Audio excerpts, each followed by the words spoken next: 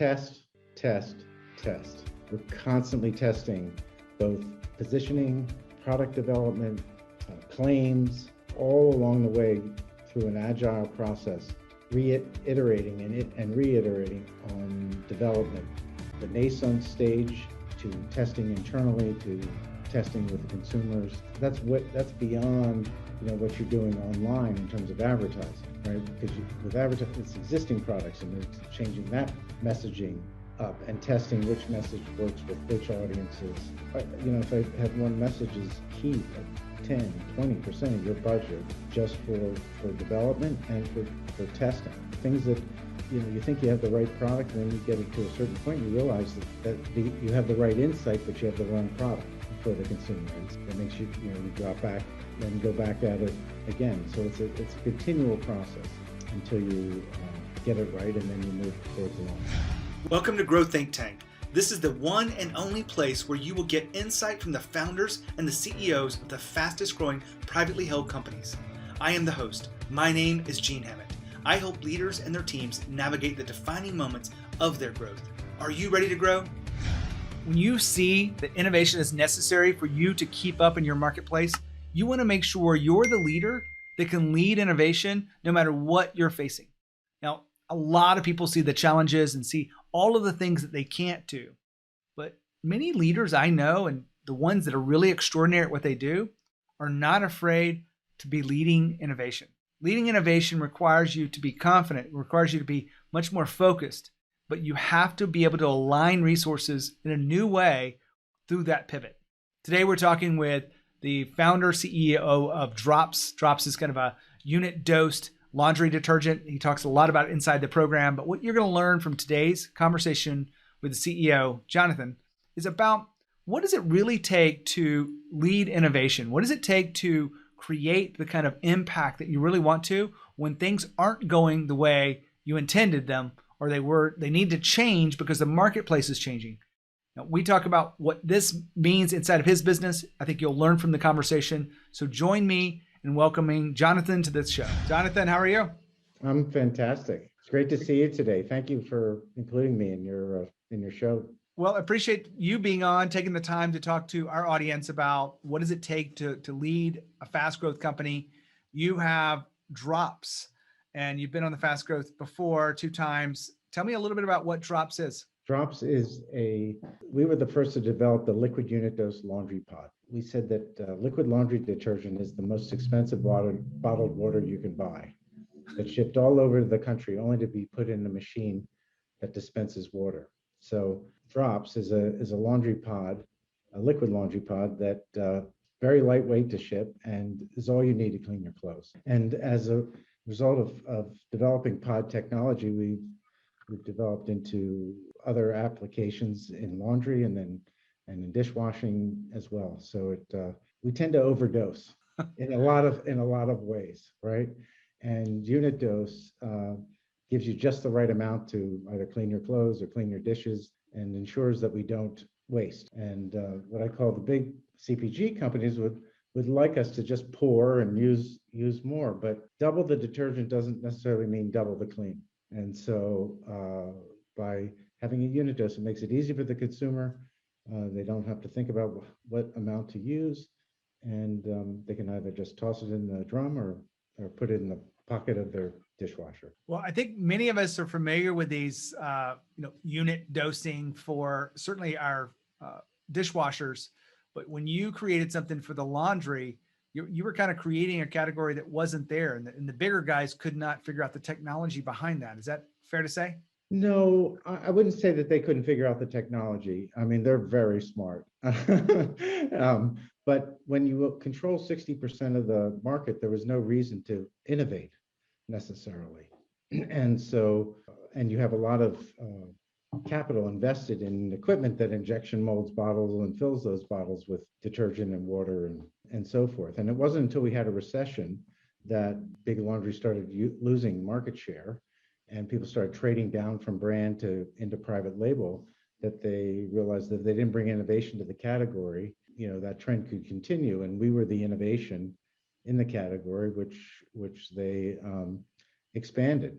And so now it's about 25% of the the laundry category. It's interesting because at the time, unit dose dish was about 35% of the market, and Big Laundry said, "Oh no, people like to really control their laundry. They want to measure it, measure it out." And the reality is that I think Big Laundry wants to control the consumer, and they know if the consumer doesn't have something that's pre-measured, they're just going to pour more than they necessarily need. So for Big Laundry at this, having reached a stage where they needed innovation, they looked to drops and our technology to follow. And now, as I mentioned, it represents 25% of the overall detergent category. What's interesting is no one ever complained about carrying a box of dish detergent, right? But everyone complained about lugging a jug of water around. So to say that the consumer really wanted to control their laundry and pour it themselves is really not the truth. It's just, why trade dollars if you own 60% of the market is really what it came to. So Jonathan, you've given us a context to the space you're in and sort of the innovation that was necessary for you to get where you are today and create a fast growth company. But you didn't do this alone. You have a team of people behind you. You've got a combination of full-time employees with contractors, and you've had to repivot things and realign people. And that's what we really want to kind of dive in today. What are sort of the core principles of creating that kind of alignment across the team? Well, first of all, the reason we had to pivot, it made sense for us when we developed the liquid unit dose pod to go into retail, because we were the only one who had a liquid unit dose product. And we thought that our form might create an opportunity with the consumer. And it's sort of like when you went into a computer store, they're all PCs, except that then there's an Apple, and you see the difference on the shelf. In our case, we went with that same assumption, but the problem is the large consumer product companies control that shelf. You don't get to that eye level where that person who ordinarily was going down the aisle would see you. You get put on the top or the bottom of the shelf. Big Laundry finally came around to introducing their product. We then got muscled even more on the shelf. And at that point, we realized, how are we going to compete? What then became multiple companies all in the unit dose space. And we decided to go directly to the consumer. So that was the real pivot for the company. And so we had a high growth, and then it flattened out when we were in retail, and then started to fall when competition nudged us more on the shelf. We said, the only way we're going to win is to go directly to the consumer. And since that time, we've had 17 straight quarters of growth. So we looked at a model like Dollar Shave Club that had an anthem video, and we created our own sort of version of an anthem video. I actually, as you may know, took off my clothes to talk about the naked truth about laundry, something that I knew the big CPG companies, none of their representatives would take off their clothes to make their point, if you will. So at that point, we didn't have to educate the consumer about buying online because we had the benefit of Amazon. We didn't have to educate the consumer about subscriptions because we had the benefit of people like Harry's or Dollar Shave Club. And we didn't have to educate the consumer about buying unit dose because we had all these big laundry companies promoting that. We just had to show why our unit dose was better than those other products and how it cleaned as well as those other products, but plant-based ingredients, so it was powered by nature, which made us different from those other products, and it was delivered in a compostable package, a box, and rather than in a single-use plastic container. We say a laundry bottle, if you will, or a pouch, take about 2 or 3 weeks to use, but they take a lifetime to degrade. By giving people something that works really well, that is easy to receive and easy to use, and then easy to recirculate, if you will, it gave us a competitive advantage, and the consumer, adopted that. And so with that, we changed our team too, right? We changed from being sort of retail oriented to be consumer oriented, and CMO who's more digitally oriented. We have a growth marketing person because all of our ads are being done online through places like Facebook and Google and Instagram and TikTok. And then we need innovation to create a pipeline of new products. So through an agile approach to looking at what the consumer is missing, what can we do that's better for the consumer, better for the environment, easier to use, easier to get, because there's so many opportunities in this space when you don't have to worry about the shelf. So it's been fun, bringing on new members of the team and delivering, new products. Let's get a little bit more specific on this, Jonathan. I know that making that pivot from retail to, an online purchase is a different team set.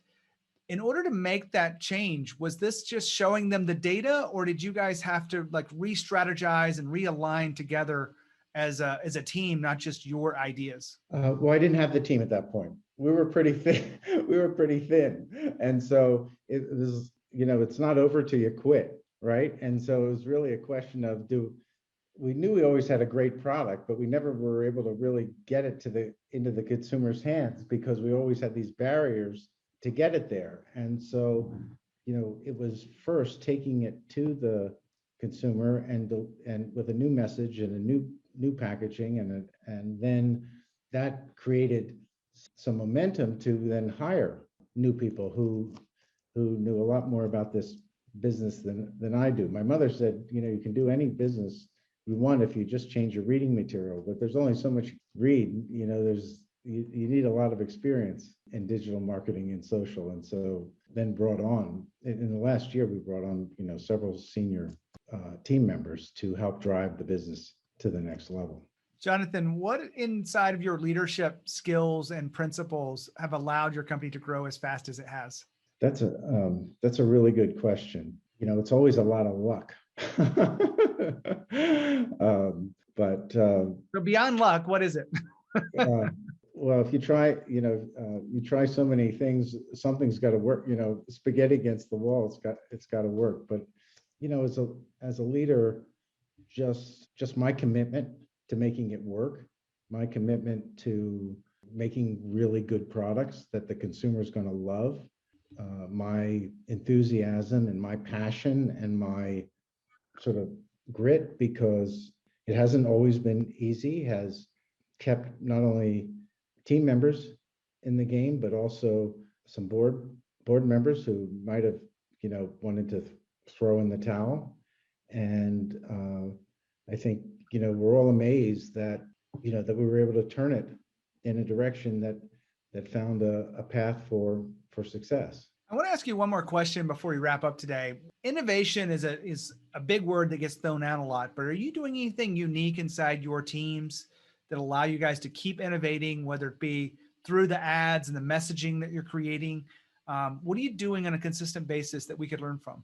3 words: test, test, test. We're constantly testing both positioning, product development, claims, all along the way through an agile process, reiterating and reiterating on development, the nascent stage to testing internally to testing with the consumers. That's beyond what you're doing online in terms of advertising, right? Because with advertising, it's existing products and it's changing that messaging up and testing which message works with which audiences. If I had one message is keep 10-20% of your budget just for development and for testing. Things that you think you have the right product, and then you get it to a certain point, and you realize that you have the right insight, but you have the wrong product for the consumer, and that makes you you drop back and go back at it again. So it's a continual process until you get it right, and then you move towards launch. Jonathan, thank you so much for being here to share some of your insights around what does it take to create a fast growth company and the pivot that you made, having the commitment to the product, but also how you truly were able to align a new set of team members to a new direction is remarkable. So I appreciate you sharing that with us. My pleasure. Thanks so much for including me. Fantastic conversation. Hopefully you learned something there. One of the things I would focus on is the need to test, test, test. When you think about that, that means accepting failure is a path forward and understanding that everyone's responsible for testing, the message testing, the sales channels testing. Everything is necessary for you to continue to lead through innovation. That will keep you evolving, and that is necessary if you want to lead innovation. If you are still listening in here and you are serious about taking your company to the next level, my work with executive coaching, I work with extraordinary leaders that are doing impossible things. I'd love to connect with you in some way. We have a community of founders, CEOs, and presidents of fast growth companies. If you want to check that out, just go to fastgrowthboardroom.com. If you think you could evolve and could use help in finding out what your next step is, make sure to check out me at genehammett.com. When you think of leadership and you think of growth, think of Growth Think Tank. As always, lead with courage. We'll see you next time.